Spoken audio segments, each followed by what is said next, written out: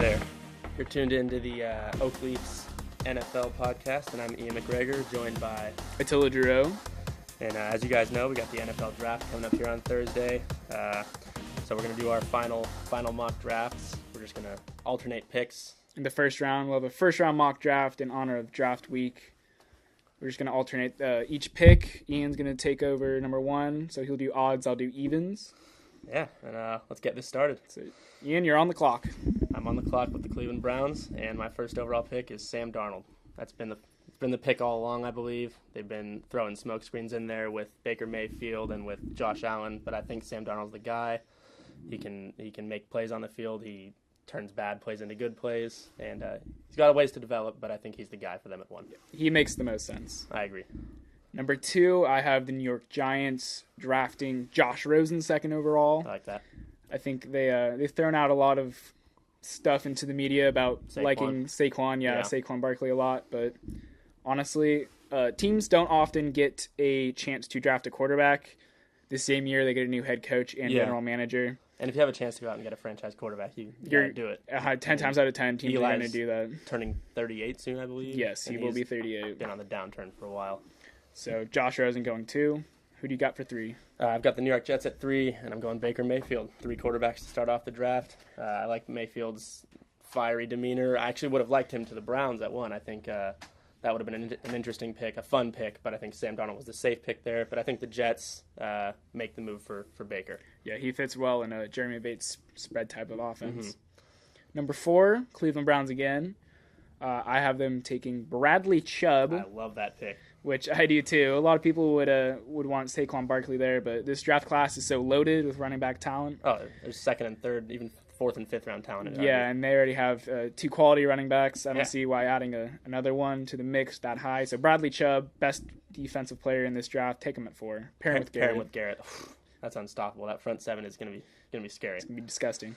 So I've got John Elway and the Broncos at 5, and I'm taking Josh Allen. They're going to go out and get their franchise quarterback, their hopeful franchise quarterback. He's got quite a ways to develop. He's got accuracy problems, or has had accuracy problems in the past. But, I mean, obviously the raw talent is there. He's got the best pure arm we've seen in a long, long time. Maybe ever. Probably ever. Yeah, high ceiling, low floor. Yeah, absolutely. And he can sit behind Keenum, too. Oh, absolutely. No, he doesn't have to come in and start there right away. That's the thing. He can take his time to learn behind Keenum and develop a little better, but... Yeah, I like that pick for the Broncos at 5. For 6, Indianapolis Colts, I have Chris Ballard doing the opposite of what Ryan Grigson did and taking an offensive lineman protecting his quarterback, caring about protecting their quarterback. So I have them taking Quentin Nelson, the guard. I like that. Right out of Notre Dame. He'll probably be a plug-in and start for 10 years, Pro Bowl, Hall of Fame. I'm talking about giving him instead of a jersey on stage when they draft him, just a Canton jacket. There you go. Because might as well speed up the process because he's going to be there one day. Fair enough. That's a bold take. I like it. I've got Tampa Bay, the Buccaneers at 7. I'm taking Saquon. They would be absolutely thrilled to have Penn State's star running back fall to them. I mean, he has got a chance to be a generational talent. His combine was unreal. His tape is, I mean, phenomenal. He's as close to a sure thing at running back as you can get, and I think the Buccaneers would be thrilled to have him. Obviously, Doug Martin signing with Raiders with Oakland in the offseason. No more muscle hamsters, so bring on Saquon. Yeah, 7's definitely his ceiling. Yeah, I agree. So number 8, I have the Chicago Bears drafting Tremaine Edmonds out of Virginia Tech. What don't you like about Tremaine Edmonds? He's 6'5". He's got super long arms. And he's 19. And he's 19, so he's just a moldable ball of clay for Vic Fangio to do anything he wants with him. And the Bears love their linebackers in the past. Yeah. And he compares favorably to Brian Urlacher. Because I was going to say that, yeah. If you know who Brian Urlacher is, Hall of Fame linebacker for the Bears. Yeah, the rest of the NFC North doesn't miss Brian Urlacher. No, they do not. No. So I've got... the 49ers, SF, at 9. We're going back-to-back linebackers here. I'm taking Roquan Smith out of Georgia. They're probably going to have to cut Reuben Foster. If they don't... They know what's good for them. Yeah, if they don't, that's not a good look for the franchise with his domestic abuse accusations going and trial on hold. But and marijuana arrest in January. Yeah, but I'm taking Roquan here. He can really fit in the middle of that defense. He's got elite speed. I mean, he's insane. Yeah. Really good pursuit, and he can help that defense out right away. He'll make a tight end invisible for a whole game. Oh, 100%. So number 10, rounding up top 10, I have the Oakland Raiders drafting Derwin James. All right, I was wondering we were going to get to the secondary. Yeah, so I think John Gruden, he said before he hates analytics, and he hates everything new. So he's going to want to go back to old school, hard-hitting football. Yeah, and Derwin James is that guy. Derwin James is old school and hard-hitting. Great size. So I think Derwin James here is good fit. Yeah, they need help in the secondary. Oh, yeah, their secondary was horrible last year. Yeah, 5 picks, I think. Yeah, well, he's not going to be a ball hack, but he'll be a presence in the middle. At least, yeah, someone to take away those down the middle throws up the seam. I have Miami Dolphins at 11, and surprise move here, I'm taking Lamar Jackson. I think Lamar Jackson is a lot better than people are giving him credit for. Love it. I mean, I don't have anything against Ryan Tannehill, but I mean, that experiment has been going on for, 5 years now? 5? I think we've definitely seen Ryan Tannehill's ceiling. We've seen his ceiling, and he's just been hurt and not entirely productive when he's on the field, and he's 30, as you say. And Lamar Jackson is, I mean... amazing. Yeah, I mean, regardless of whether you see the arm talent or not, you can't argue that he's not a difference maker on the field. Yeah, his speed is really something. So crazy. I think he can help that offense a lot and utilize those wide receivers a little better. Maybe not start right away, obviously, but eventually he can be the guy there. Yeah, he's a good fit for Adam Gase. And, yeah, he is. He's a South Florida kid. True. So and in state, yeah. For 12 overall, I have the Buffalo Bills drafting Mike McGlinchey, offensive tackle, out of Notre Dame. He's a humongous guy, 6'8", 312. Jeez. And he'll probably be the first tackle taken. The Notre Dame has a really good offensive line coach who now coaches for the Bears, actually, but just really good bloodlines with Mike McGlinchey. And they just traded away Cordy Glenn to get 12. Yeah, they did. So put a young guy right back in there. Although we have to put an asterisk next to this pick for the Bills because they're probably going to try and trade up for a quarterback. Definitely. Remains to be seen if they will succeed in doing that, but there's no chance that they're not frantically calling teams trying to move up into the top 5 to get a quarterback. Otherwise, they're starting the season with A.J. McCarron under center. Yeah, wow, not good. So you could see 4 or 5, probably not 2. Reports came out that the Giants are going to keep their pick most likely. Either 4 or 5 or surprise in between there. And I mean, even John Dorsey has said that the number 1 pick isn't like untouchable. Totally. I have to think they have picked their guy at 1, and they're going to want to go with that guy. Yeah, but he's definitely bullshitting. Yeah, you never know what can happen. Then we'll see. Yeah, draft season's crazy. Yeah. So I've got Washington at 13, and I'm taking Alabama's safety Minkah Fitzpatrick. They have a big need in the secondary. Washington does. He can play many positions in the secondary. He can play corner. Safety. He can slot in at safety. He's a high character guy. Yeah, real good dude. Really good dude. He's competitive on the field. He plays hard. And, he shows up big in big games. At least he did at Alabama. And I think he can fit in really well there. Yeah, I agree with you on that. Yeah. 14, Green Bay Packers select Vita Vea. Massive. Out of Washington. They just got a new defensive coordinator, someone me and Ian are familiar with. Yeah. Mike Patine. We're both Browns fans, so we're familiar with him. I think Vita Vea offers him kind of what he had in Danny Shelton, but a better version of Danny Shelton. If Danny Shelton was good, he'd be Vita Vea. So you can put him right there at nose tackle in a 3-4 defense. Just let him take up space. 350 pounds, dude. And he's 350 pounds and ran his 40-yard dash in 5 seconds. That's insane. It's insane. So there you go. Yeah, Big nose I like tackle. that. Plug up the hole in the middle of the defense. Yeah. Yeah. Or middle of the line, I guess. I've got 15. I've got the Arizona Cardinals. I'm taking Denzel Ward. A lot of people are saying he's like a lock for the top 10, but I don't know if anyone wants to spend a top 10 pick on an undersized corner. I don't know. I do think he is going to be really good. I love Ohio State. I loved him at Ohio State. He's a ball hawk. He covers very well. He's just kind of small, so I just don't see him going in the top 10. But I think Arizona would be incredibly happy to get him at 15.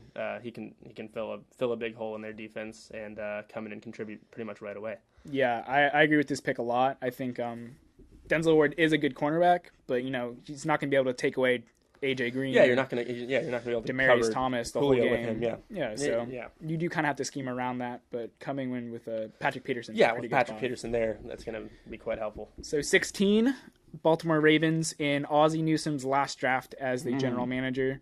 I have them taking Harold Landry, edge player out of Boston College. Mm-hmm. I think he can kind of fill the role that Terrell Suggs is going to leave eventually. Yeah. So they can just kind of groom I think Pease. D. Pease is coming back for defensive coordinator. So they can try and just groom Harold Landry to fill the same role that Terrell Suggs does as a linebacker in space, but also rushing a lot because that's what he's obviously the best at. And there was a lot of speculation that the Ravens would go wide receiver with like Calvin Ridley or Cortland Sutton here, but they just signed Willie Snead from New Orleans, and then New Orleans didn't match his offer sheet, so they signed three wide receivers. They got John Brown and Michael Crabtree as well. So I think definitely out of the picture. Yeah, I think wide receivers out of the picture here. I like that Landry pick a lot. I think he fills a big need for them once again. And I've got 17. I've got the San Diego Chargers. I'm taking Will Hernandez on the offensive line to come in and fill in and just protect Phillip Rivers a little bit, and give him some more time to throw down the field to Mike Williams and to Keenan Allen. But he's another really big dude, 348 pounds. He's a big man. Yeah. He'll clear some holes for Melvin And he Gordon. moves well. If you watch his combine, he moves like pretty well. He's agile. He's more agile than his size would suggest. Yeah, but I think he's a good fit there in San Diego. Los Angeles. Excuse me. Yeah. Why did they move? It's so stupid. Yeah. Anyways, Seattle Seahawks on the clock at 18. I have them taking Marcus Davenport. So their GM. Forget his name right now. Is it Schneider? Mm-hmm. Yeah, Schneider and Pete Carroll. They love defensive players with elite traits and outlier type of physical skill sets, I guess. So he's 6'6", basically, is what I'm saying. Marcus Davenport's a big, long guy. He's 6'6". He's got 33-inch long arms. Kind of coming out of a small school, Texas, San Antonio. Mm-hmm. But he got better every day at the Senior Bowl, and they're going to need someone to play where Michael Bennett's leaving a hole, as well as Cliff Averill. They're in a bad spot, man. Yeah, seriously. They need help secondary help, too. Yeah. Yikes. Yikes. And they're in one of the toughest divisions in football now. They just got a division with Jared Goff and the spectacular Rams. And Garoppolo. With his new team. Oh, man. At least they don't have the Cardinals to worry about. Yeah. I've got the Dallas Cowboys at 19. And I'm going to take Connor Williams. I'm taking Connor Williams. I'm sorry. But Texas product. Yeah. He's another guy that, listen, the Cowboys' identity when they have been good is that they have a fantastic offensive line, the best offensive line in the league, and they run through everybody. Just run through teams, basically. And they can do that with Zeke and then open up the field with play action, and play action is where Dak thrives, because he can throw to more open receivers. He doesn't excel at throwing receivers open necessarily, but when receivers are running open through the middle of the field because they're scared of Ezekiel Elliott and that Cowboys offensive line, that's just going to open up things for that offense a lot. And I think Connor Williams will be a big help there. Yeah, I think that's a tremendous fit because you can kick him inside to play guard. Yeah, and they just moved La'el Collins over to play tackle. Yeah, so you got a starting right guard week 1. If any of their tackles get hurt too, you got Connor Williams. Totally. So for 20, the Detroit Lions, I have them selecting Sony Michel. Kind of a surprise pick. Sony Michel out of Georgia, running back. So I think, they signed LeGarrette Blount in the offseason. I think he'll be their 1-2 pound through the tackles type of guy. Short yardage guy. Yeah. For their first 2 downs. And yeah. You can bring in Sony Michel on 3rd downs or change of pace. Kind of envisioning what basically just copying what the Saints did last year with Alvin Kamara and Mark Ingram. They pretty much have that same situation if they draft Sony Michel. So until you're not with the Amir Abdullah experiment anymore, you think that ship has sailed, or what? I forgot he existed. I had him in fantasy. Yeah, I drafted him both 2 years in a row in fantasy, and he's a massive disappointment. Big disappointment. Yeah, but no, Sony Michel I think can be really good there. He's a good pass catcher out of the backfield. Yeah, completely forgot about him. Yeah, he's explosive too. Yeah. Yeah, he sounds good. 21, I've got the Cincinnati Bengals, and I've got another plug on the offensive line. I've got James Daniels out of Iowa. The guy moves incredibly well. Once again, teams just always need help on the offensive line. Especially the Bengals. Especially the Bengals, yeah. And he's quick. It's about timing with him. He's quick and he moves very well.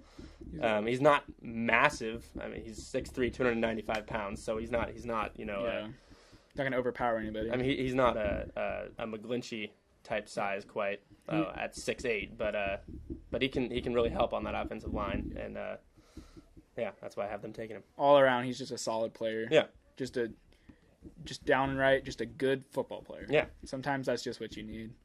So, sort of a disclaimer here at 22 with the Buffalo Bills. We're obviously not predicting trades.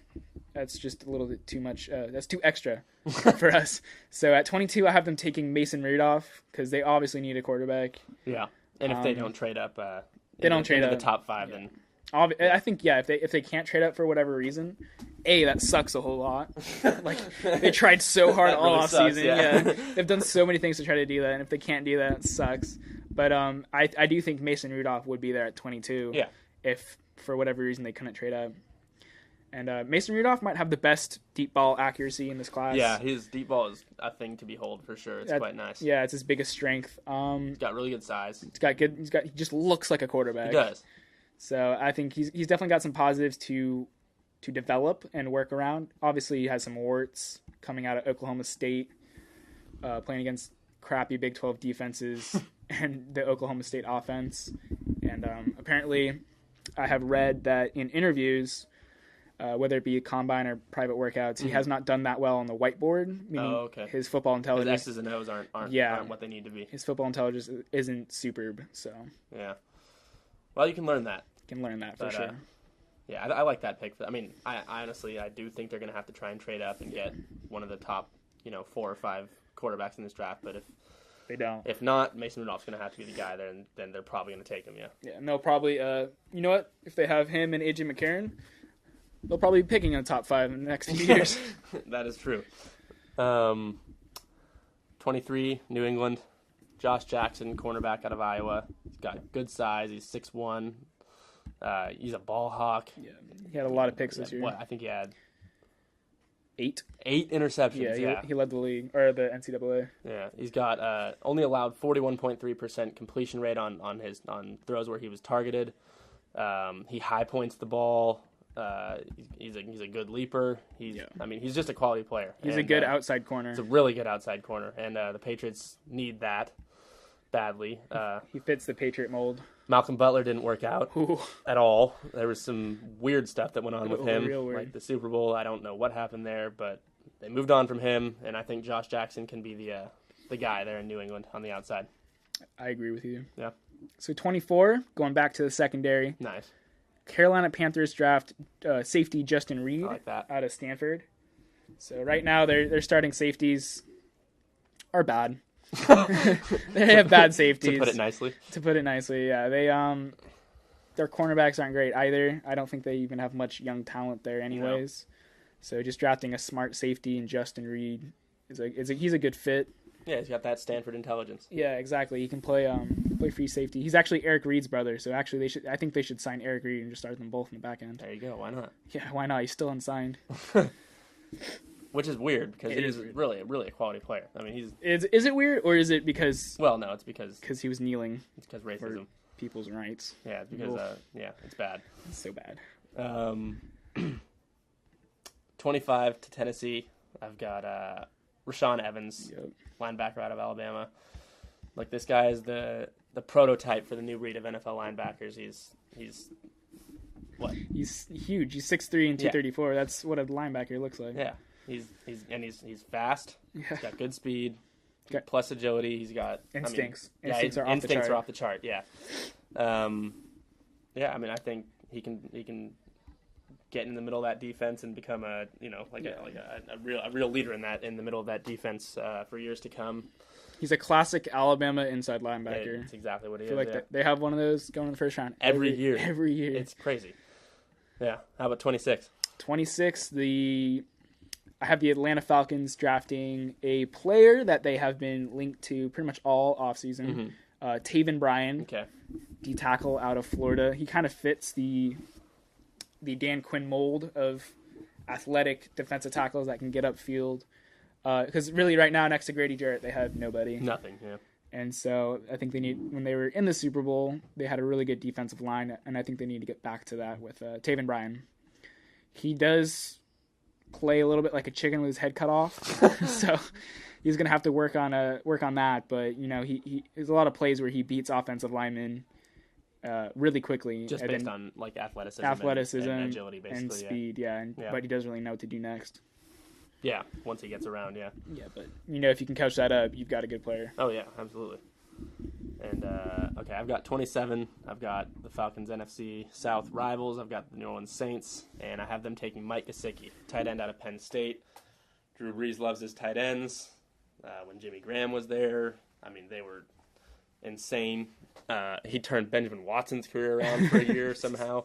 For real. And I think Mike Gesicki is definitely the most talented pass catcher at the tight end position in this draft. Yeah, he's cool. He is really cool. But he runs really good routes. He creates separation. He's got pretty good speed.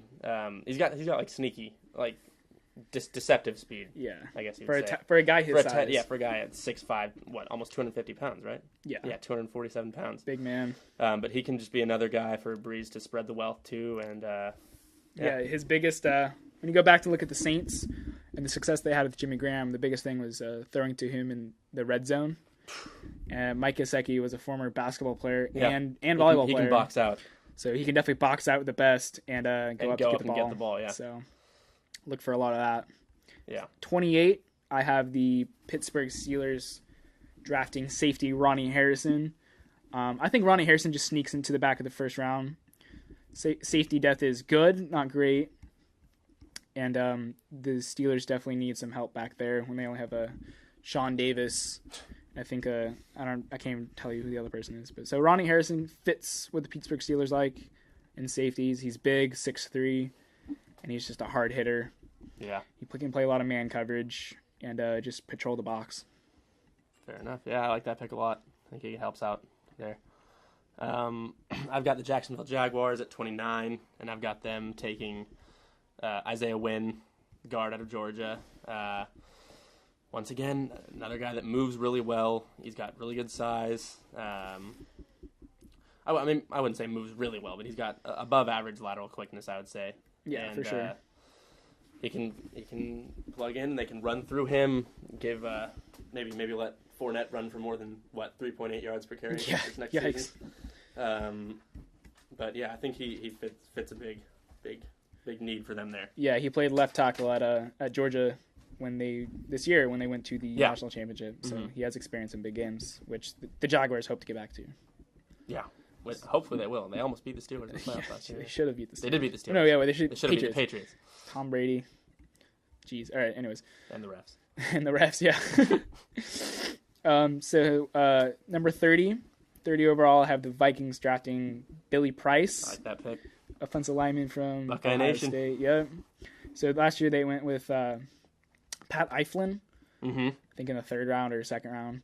And they have him as center, so I think you just draft his teammate from college. Yeah. Billy Price is dealing with a torn pectoral muscle, but he actually should be healthy and ready to go by training camp. Yeah. So it's really not that big of a deal. Just build the interior of that line, keep working on it, protect Kirk Cousins, your $90 million man. And Dalvin Cook. Oh, man. Hopefully he stays healthy this season because he looked fantastic at the beginning of his rookie season. Yeah. The end of his season was also the end of my fantasy season. Same here. Yeah. So quite a coincidence, huh? Hopefully it doesn't happen this year. There you go. Yeah. For either of us. All right, I've got the Patriots at 31, and I'm taking Leighton Vander Esch. I'm taking the linebacker out of Boise. I think Bill Belichick would absolutely love this guy. Yeah, Belichick's son. Yeah, he's a two-sport athlete. Played basketball. He's got really good movement around the field. You can tell that he's aware of what he's doing. His IQ is it charts well. He's good. Yeah. But he's got good athletic ability as well, and he can he can just fit in and he can rush the passer. He can go and get running backs when they run outside. He can cover some tight ends. He can do a little bit of everything for the Patriots, and they're going to need that for sure. Yeah, definitely a Swiss Army knife type of linebacker. Absolutely, yeah. So rounding out the first round for our Oak Leaf mock draft, I have the Eagles going with just a value pick. They don't pick again until 131. So that's 100 picks between where they don't pick. I have them taking Calvin Ridley, wide receiver out of Alabama. I like that too. Which is the only wide receiver in this first round, going, in this mock draft. Wide receiver class just isn't that great. Calvin Ridley, he's not a very big guy, so he's only 6 feet tall and a buck 90. But not huge. Yeah, he'll be productive in the NFL. Despite that, you can put him outside. He probably will play outside with Aguilar on the inside. Yeah, Aguilar can play well in the slot. Yeah, but he can also play well in the slot. So maybe in a 4 wide receiver set. I don't know. Anyways, Calvin Ridley. Mike Wallace has another deep threat as well. That's true. So I think that wide receiver core would look pretty good with the addition of Calvin Ridley. Yeah, that would look pretty good for get Carson Wentz back on the field. Zach Ertz has another pass catcher. Oh man, yeah, so I think that is something they would, if it's not Calvin Ridley, I think they would take a running back, maybe Darius Guice. Yeah, I could see Guice going there as well. Yeah, just any type of skill player. Again, yeah, very aggressive, or an offensive lineman. Yeah, but in this one, I have Calvin Ridley going. Very good. Well, that's gonna wrap that up. Yep. That wraps up the mock draft of the first round. Yeah, about 48 hours until we find out if our picks are gonna come true or not. Huh? Yeah, at recording. Yep. Hopefully, our Browns picks, Darnold and Chubb, go. Yeah, that's what we both want to see. I know. Do you have any favorite picks that you've done here? Let's see. Honestly, my favorite pick, for some weird reason, I don't know why, I just like the Gesicki pick to the Saints. That's a good pick. I just really like the... I don't blame you. I don't know. I just think there's something about a good pass-catching tight end and Drew Brees that just, will always work. Yeah. I don't know what it is, but it just always works. Totally, I agree with that. I'm a big fan of your pick for Lamar Jackson going to 11. I like that as well. Because, yeah, I think it makes a lot of sense. My favorite pick of yours is probably Sony Michel. I really like that to the Lions. A lot of people were thinking Guice here, but I think Sony Michel better fits what they want to do. And they already have LeGarrette Blount as sort of a just pound the ball type runner. And Sony Michel can run outside. He can run really well in space. He's very agile and a great pass catcher out of the backfield, which is something that Abdullah could never figure out was pass catching. I think he had 20-something catches the last 2 years. Yeah, he was so good at that in college. I don't know what happened when he got to the NFL. He was just a disaster when he got to the NFL. I don't know what it was. I mean, injuries as well didn't go well. Oh, yeah, well, he's skinny. Yeah. He's definitely not a lead back. Yeah, he's not. I think some surprises we have are Minkah and Denzel Ward falling out of the top 10, going in the top 15. Mm-hmm. I think that's probably mostly due to Minkah's he's too versatile. He can play anywhere, so it's where do you play him? Exactly. He doesn't have a locked-in position where teams need him. If you draft Minkah Fitzpatrick, you have to know exactly how you're going to put him. Yeah. Otherwise, you wasted a pick. And Denzel Ward, we kind of explained, but he's small. Yeah, he is small, but he'll fit in nicely next to Patrick Peterson. He'll be a good value anywhere he goes. Oh, absolutely. He's an extremely talented dude. Yeah, he's a good player. Yeah, he's a really good player. If he was 2 inches taller, he would probably go top 5. He'd probably go top 5. He'd go 4 to the Browns. There you go. I'd like that. Do you see any potential trades? What would you say? I mean, I would say the Bills are definitely almost a guarantee to trade up from 12. Do you think the Cardinals could leapfrog the Bills, or? I don't know. I mean, it's just gonna come down to who puts together a better package for a pick. I mean, because they're both gonna be competing. The Cardinals, I don't think, want Sam Bradford to be their long-term. Yeah, or Mike Glennon. Or Mike Glennon, yeah. I don't think either of them are their long-term solution, and I know A.J. McCarron isn't the long-term solution for the Bills. Yeah. So, what about the Patriots? You see them trading up for a quarterback?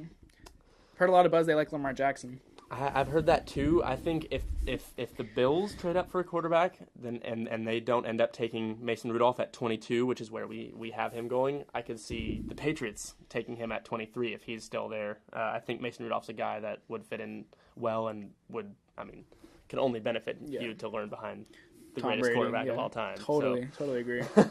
But yeah, I could see the Patriots trying to trade up if the quarterbacks are getting sparse. And what about what teams do you think could trade back into the first round?